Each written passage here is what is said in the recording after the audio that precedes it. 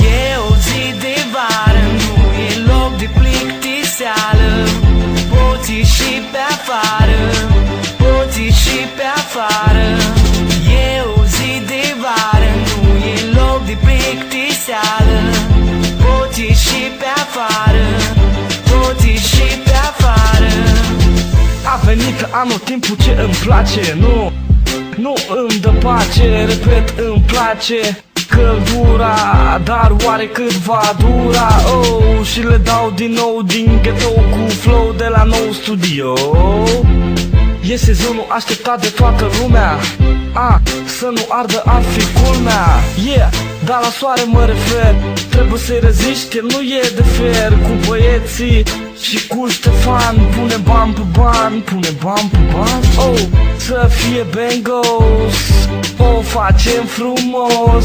Azi mă simt norocos, deci fă bidonul, ce facem cu alcoolul? Yeah! E o zi de vară, nu e loc de plictiseală. Poți ieși pe afară, poți ieși pe afară.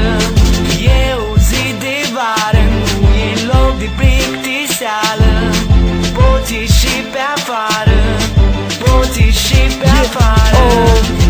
Mă, sună bine, de telefoane să vezi cine vine. Am ieșit din casă, șapca întoarsă și ochelari unde am pus banii. E o tipă în spate, le are pe toate, mai maxim nu se poate. Ci că e dură, dă aiurea din gură. Oh, nu am treabă, sun relax până ajung la flex pe jos, la pas.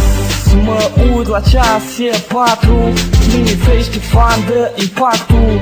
Yeah, mai bine nu se poate, minim le are pe toate.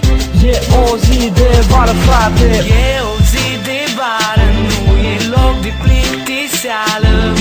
Poți ieși pe afară, poți ieși pe afară.